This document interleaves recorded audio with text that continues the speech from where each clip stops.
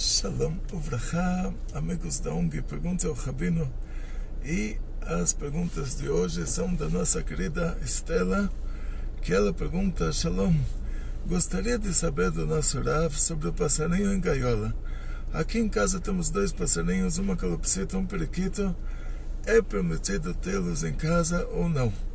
Então, a Estela, ela pergunta sobre os passarinhos na gaiola, uma pergunta que essa pergunta é do esposo dela. E a pergunta dela: Shalom Rav Gleiber, meu nome é Estela, está na lista de nomes hebraicos no site. Não sei se compreendi direito a aula, me confirma por favor se devo mudar ou permanecer com ele. E a terceira pergunta: Shalom Rav Gleiber, gostaria muito de uma orientação do senhor. Começo a trabalhar na segunda-feira em minha área de formação, que é fisioterapeuta. Há quase um ano cumpro a mitzvah de não tocar em homens e ficar a sós com os mesmos. Como devo proceder? Toda Hashem te recompensa muito por nos orientar. Então vamos lá. Começando pelos passarinhos. O passarinho na gaiola, você se torna responsável por ele. Não é considerado tsar balechaim, não é considerado sofrimento para ele. Ou seja, tem animais que nós temos um mandamento da Torá que é proibido fazer o animal sofrer. Agora, se o animal vai te comer, tipo um leão, um tigre, e você coloca ele numa gaiola, aí entre o sofrimento do animal e o perigo de vida, tem só 3 coisas que nós temos que morrer e não fazer, que se você está em perigo de vida, os inquisitores falaram: ou você vai rezar na igreja, você vai mostrar para todo mundo que você acredita que Deus é uma trindade, ou você morre queimado em praça pública. Vamos fazer um feriado na cidade, fazer uma grande fogueira e te colocar lá dentro. A gente tem que morrer e não fazer essa transgressão. Ou se falam para um homem que ele tem que ter uma relação com outro homem, senão ele morre, tem que morrer e não fazer. Ou se falam para alguém: ou você assassina tal pessoa, ou você morre, tem que morrer e não fazer. Fora isso, os outros mandamentos da Torá, a gente pode transgredir para não morrer. Então, esse mandamento de não fazer o animal sofrer, se o animal pode te colocar em perigo, tipo um leão, um tigre, um lobo, um urso, aí você vai colocar ele numa jaula, ele está lá desagradável, ele alega que ele está sofrendo, que o espaço não é o suficiente, mas se ele sai da jaula, aí você vai entrar em perigo de vida. Então, você deixa ele dentro da jaula, não tem problema em transgredir o mandamento de não fazer o animal sofrer quando você está em perigo de vida por causa disso. Agora, o que eles fazem no zoológico, eles dão para cada animal o espaço que é o espaço mínimo para que ele não sofra. Então, o passarinho na gaiola, ele tem um espaço mínimo para não sofrer. Se você solta ele da gaiola, os predadores vão comer ele, tipo, ele tem aí gatos e cachorros, na hora que ele aterrissar para comer alguma coisa, um gato já pode comer ele. Se ele está na gaiola, ele está seguro. Então, não tem problema de alahá do passarinho estar na gaiola. Ele está em segurança, ele tem espaço para voar de um poleiro para o outro. Não é que você colocou ele numa caixinha que ele não consegue se mexer. Então, nesse caso, não tem problema. Agora, tem um caso de que o Rebbe pede para não ter em casa animais impuros. Animais impuros, nós sabemos que tem 24 aves que elas são aves impuras e o resto todas são puras, mas a gente não sabe quais são quais. O que a gente tem uma ideia assim, nossos sábios deram sinais de aves de rapina, qual é formato da garra dela, e mesmo que não tivemos um rastreamento sobre as aves, nós temos uma Kabbalah Shohet, que estudou com o professor dele sobre qual ave é kasher, qual ave é pura. Então essa ave ele pode testemunhar que se o professor dele ensinou ele que isso é uma ave pura, ele testemunha que essa ave é pura. Mas para 24 aves impuras, todas as outras são puras, só que nós não sabemos quais são quais. Então você não tem uma águia dentro da sua gaiola, tipo esses animais que a gente tem certeza que eles são aves de rapina. Mas você tendo aves assim que elas... que a gente não sabe o que elas são, aí não tem problema, não entra nesse problema de ter um animal impuro sem utilidade, né? Então não teria problemas assim de ter essas aves na gaiola, sendo que elas têm espaço para pular de poleiro em poleiro, tipo e a gaiola está protegendo ela, então não é um sofrimento para ela, e não tem problema. Quer dizer, uma vez eu ganhei um canarinho numa gaiola, mas não consegui. Eu ficava em aflição assim que ele estava na gaiola, né? Mas eu sei que as crianças gostam, e calopsita ainda dá para tirar da gaiola. Então assim, nós não sabemos se a calopsita é uma ave pura ou uma ave impura, e então fica nessa que a maioria das aves são puras. Então vamos dizer, não é problema. Agora, em relação à sua pergunta da fisioterapia, assim, você estudou fisioterapia, você não toca em homens já há um ano, não cumprimenta homens assim com a mão, e também não fica fechada com o homem no lugar. Então vamos separar uma coisa da outra. Uma mulher não pode ficar trancada com um homem que seja proibido para ela, tipo que não é o marido, o filho, o pai. Então se a mulher está trancada com um homem que não é o marido, o filho, o pai, ou seja assim, que seja um homem que talvez pudesse ter alguma coisa entre eles. Dizem nossos sábios, aqui é uma coisa muito interessante, existem almas que elas são duas metades de uma alma.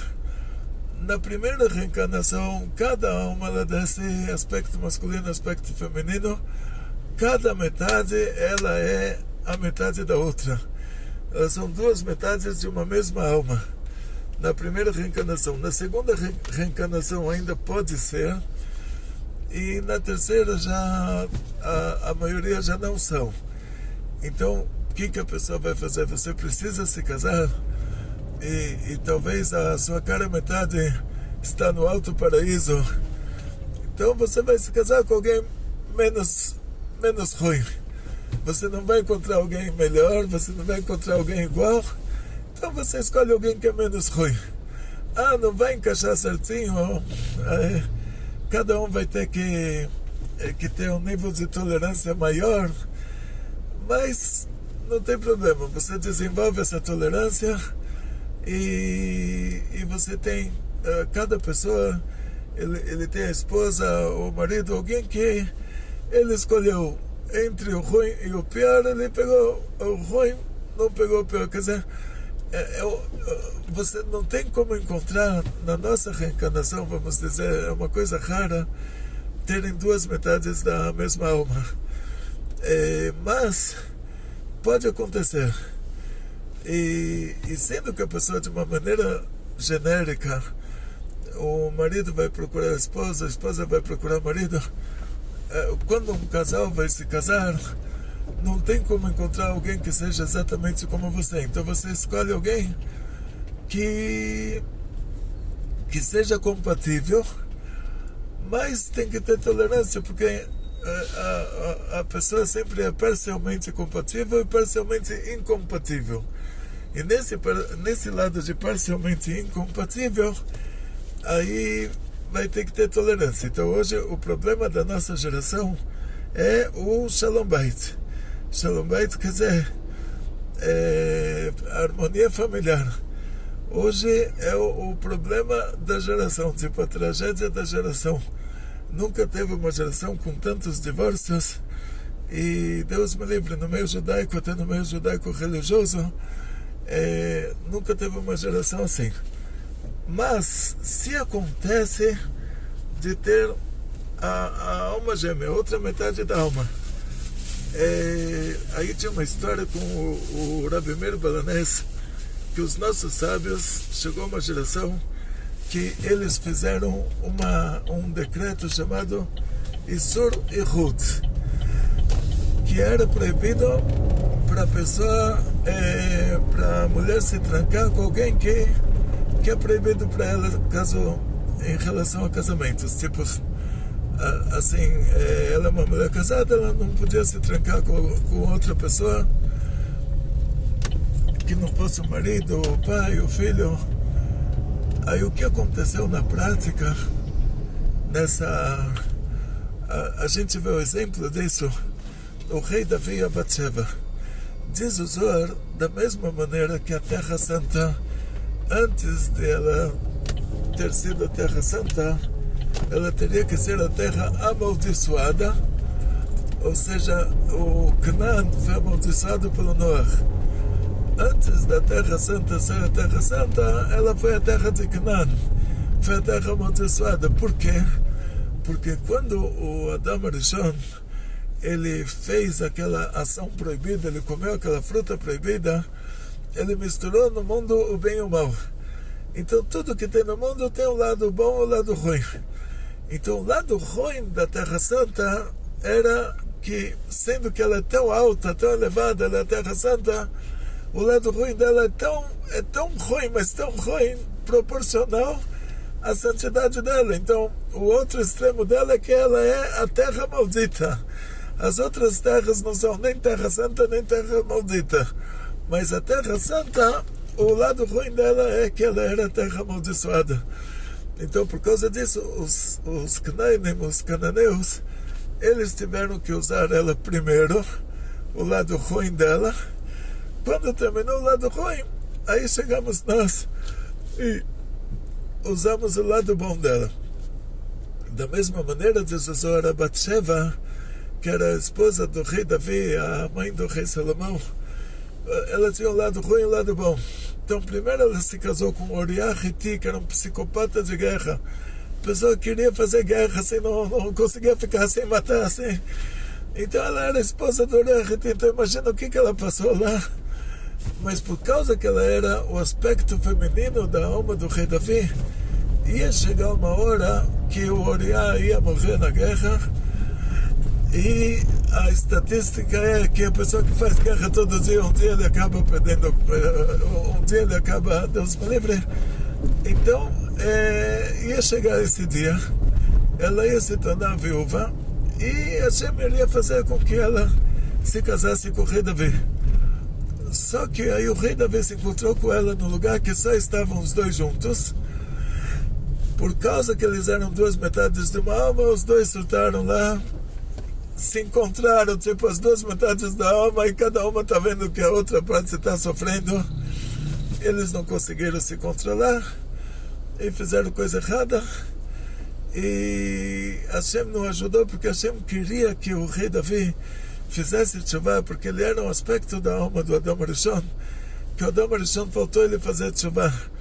E por causa daquela ação ruim que ele fez, que ele comeu a fruta do Etzadat, ele fez uma barreira, ele não fez tshuva. Ele falou que Hashem é culpado, que Hashem deu para ele uma mulher que não presta. Então ele fez uma barreira entre nós e Deus. Para quebrar essa barreira, o rei Davi ele tinha que fazer essa tshuva por amor, que ninguém tinha feito até aquela hora, que ninguém tinha conseguido fazer, e ele conseguiria fazer isso. Então Hashem não ajudou. Hashem não fez um milagre que ela tivesse uma dor de barriga e não aparecesse aquele dia, ou ele tivesse dor de barriga e não aparecesse, ou, não sei, tivesse um problema técnico lá, quebrasse alguma parede, tivesse que estar cheio de funcionários para consertar. Hashem não fez nenhuma condição assim para atrapalhar com que isso acontecesse, que geralmente Hashem protege o tzadik, mas naquela situação Hashem induziu isso. Hashem queria que isso acontecesse para ele fazer a tshuva. E ele fazendo essa tshuva, ele quebrou aquela barreira entre nós e Deus, e a partir dele todo mundo faz tshuva, todo mundo tem a capacidade de fazer tshuva. Por isso que o livro dos Tilim, ele está vinculado ao assunto da tshuva. Então, por causa que eles eram almas gêmeas, eram duas partes da mesma alma, e eles estavam no lugar que não tinha outra pessoa, eles perderam o controle. Então, os nossos sábios, na época da Mishnah, 2000 anos atrás, eles fizeram um decreto que uma mulher não pode se trancar com alguém que não é o marido dela, caso o marido não tenha a chave daquele lugar. Tipo, se o marido está na cidade e ele tem a chave, aí não entra nessa classificação. Se tem outras pessoas naquela casa, quer dizer, ela sozinha com alguém que não é o marido dela, não é o marido, o pai, o filho, ela sozinha trancada com alguém e ninguém tem acesso àquele lugar, os nossos sábios proibiram isso, chamaram isso de Sur Ehud. E o Rabi Meir Balanese, ele falou para a esposa dele, para a Brúria, ela era uma grande sábia, uma grande estudiosa da Torá. Ele falou para ela, olha, a partir de agora não fica trancada sozinha com o homem aqui dentro de casa. Ela falou, você está achando que eu vou dormir com alguém que não é meu marido? Você está suspeitando de mim? Agora você vai ver. De pirraça. Não sei se ela falou dessa maneira, desculpa. Mas ela falou, ela se sentiu ofendida. Ela falou, não pode ser, você está suspeitando que eu vou dormir com alguém? Não aceito esse decreto que os nossos sábios fizeram. Ela acha que eles foram rigorosos demais. O Rabi Meir tinha 2 alunos. Ele escondeu 2 alunos, ele tinha muitos alunos, mas 2 alunos que ele podia confiar para fazer essa pegadinha para ela. Ele quis fazer uma pegadinha para ela, e um aluno se escondeu dentro de casa, porque se tem 2 homens judeus religiosos, aí um protege o outro, quer dizer, um não deixa o outro fazer besteira. Então um aluno se escondeu dentro de casa e o outro bateu na porta do lado de fora. Ela abriu, aí ele entrou e ele trancou a porta por dentro. Ele sabia que tinha um amigo dele lá, mas ela não sabia, ela achava que ela estava trancada sozinha com ele.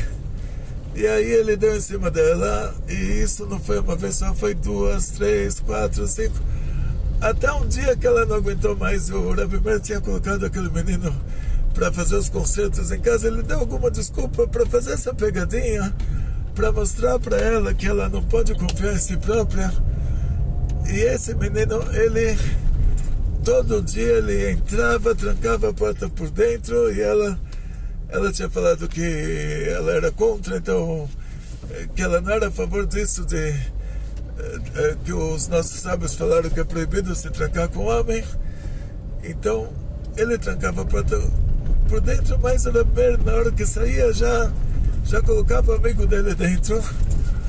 E aí esse batia na porta, a porta estava destrancada, e ele entrava e trancava, e ela achava que ela estava sozinha com ele, e ele estava fazendo os concertinhos lá, dava em cima dela, e depois de 1 hora os 2 desapareciam lá da casa. Aquele lá falava que tinha que voltar para Yeshiva, e o amigo já escapava junto sem ela ver, até que de tanto ele dar em cima dela, um dia ela já não aguentou. Ela falou, tá bom, se você quiser, o que você quiser fazer comigo, você pode.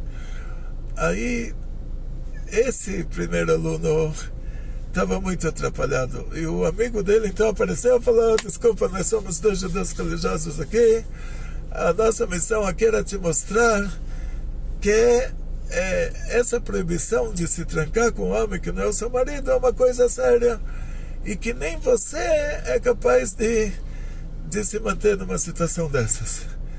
Então ela entendeu que até ela, depois que ele deu em cima tantas vezes, até ela cedeu. Então ela entendeu que realmente não deve estar trancada com o homem dentro de casa. Só que ela era tão estudiosa e ela confiava tanto em si própria, e o fato dela ter feito uma coisa assim tão grave, eu ia falar, eu me controlei, era mulher dirigindo, mas me controlei. Mas assim, ela quase que me entrou. Ela está falando da Brúria e a outra. Então o fato de ela ter feito uma coisa tão grave, ela ficou com depressão depois, ficou com um problema psiquiátrico, e Deus me livre, ela não conseguiu aceitar isso. Quer dizer, a pessoa tem que aceitar, errei, vou fazer tshuva, e acabou, prejudiquei o outro, mas Deus me livre, o que Hashem quer de mim? Que agora por causa disso eu vou sentar no formigueiro? Quer dizer, Hashem quer de mim que eu faça tshuva e volte a servir a Hashem com alegria, e os sofrimentos que eu passo durante a vida vão me limpar os sofrimentos que eu fiz o outro passar. É um esquema, tipo, eu fiz outra pessoa sofrer, e eu, durante a minha vida, eu sofro, e uma coisa limpa a outra.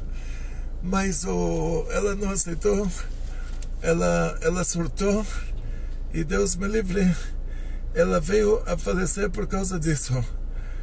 E o Rav Meir, então, ele se arrependeu de ter feito a pegadinha, que tipo, ele causou a morte dela, Deus me livre, e essa história foi uma grande tragédia. Então, na prática, existe uma coisa assim, o problema com o Surhud, diz o Arizal, que aquele aluno do Rabbi Meir Balanés, ele era a alma gêmea dela. Realmente ela não cairia, ela nunca teria, Deus me livre, cedido a alguém, por mais que a pessoa desse em cima durante tanto tempo, ela não iria ceder nunca. Mas por causa que o Rabbi Meir não era a alma gêmea dela, quem era o aspecto masculino da alma dela era aquele aluno, que ele devia ter uma diferença de idade dela, entre ele e ela, a diferença de idade era muito grande, tipo, ela não seria, tipo, ele era o aluno do Rabbi Meir. Então, agora, com a permissão e autorização de vocês, ele era o aluno do Rabbi Meir, e então assim, ela não imaginou, ninguém imaginou que ele pudesse ser o aspecto feminino da alma dela, porque ele era o aluno, tipo, ele não estava na faixa etária dela, mas era por causa já que a gente chega em uma situação que já tem uma atrapalhada no assunto das reencarnações, e aquele aluno, mesmo não estando na faixa etária dela, ele era a alma gêmea dela. Então o que a gente vê daqui, que se uma mulher, aí o Rebbe falou assim, que não tem problema de uma mulher se casar com alguém 10 anos mais jovem do que ela. Isso que ele é 10 anos mais jovem do que ela, não quer dizer que ele não é a alma gêmea dela. Pode ser que ele é a alma gêmea dela, ela tem 50, ele tem 40, e ele é a alma gêmea dela. Ou ela tem 40, ele tem 30, ou ela tem 30, ele tem 20. Quer dizer que quando ele tinha 20, quando ela tinha 20, ele tinha 10. De qualquer maneira, o que aconteceu, por causa que ele era a alma gêmea dela, por causa disso, os dois perderam a cabeça. Ela perdeu a cabeça, ele perdeu a cabeça também. O amigo dele teve que interferir para mostrar que se tem dois judeus religiosos trancados com uma mulher que não é esposa de nenhum dos dois, aí não tem problema porque um protege o outro. Então esse é o problema em se trancar com alguém. Agora, no trabalho da fisioterapia, não tem problema em tocar no homem por causa da fisioterapia, porque já é um trabalho. Então, tipo assim, o toque que os nossos sábios proibiram é um toque carinhoso. O que é um toque carinhoso? Você vai cumprimentar alguém, você dá um beijo, um abraço, dá a mão para a pessoa, é um toque carinhoso. Um toque que não é carinhoso, um toque profissional, tipo o marido levar a esposa para o ginecologista, ou a esposa ir sozinha para o ginecologista. Aí já não é um toque carinhoso, já é um toque profissional, mas ainda tem o problema que a porta não pode estar trancada. Então isso tem que pedir, tem que falar para o ginecologista que por motivos religiosos não tem problema ele examinar ela lá embaixo, mas por motivos religiosos ele tem que deixar a porta destrancada, que qualquer pessoa possa ter acesso. A mesma coisa com a fisioterapeuta. Ou seja, assim, o que quer dizer um toque carinhoso? Um toque assim, um toque profissional, ou um toque que não é um toque carinhoso. Uma pessoa vai subir no ônibus, ele é entrevistado no ponto do ônibus e falam para ele: olha, agora vai chegar o ônibus, o que você prefere, um ônibus cheio de mulher ou um ônibus vazio? Qualquer pessoa normal, em sã consciência, quer dizer, normal que não seja ele vai falar: eu prefiro um ônibus vazio. Imagina, a pessoa vai descer do ônibus e está cheio de mulher lá e ele tem que empurrar para descer. É um sofrimento para ele. Não porque elas são mulheres, porque o ônibus está cheio, porque ele quer descer e tem um monte de gente entre ele e a porta. Então, o fato da gente ter que fazer empurra dentro do ônibus, isso não é toque carinhoso.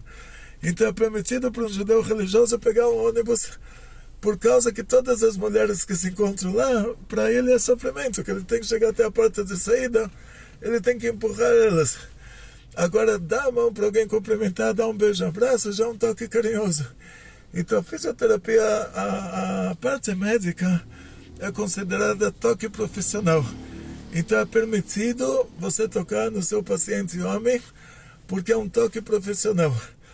Então, não tem problema. E você continua não tocando em homens, porque o que nossos sábios proibiram é um toque carinhoso, não é um toque profissional. O toque profissional é permitido. Então você pode continuar cuidando dos pacientes. A única coisa é que não pode trancar a porta, não pode se trancar com eles.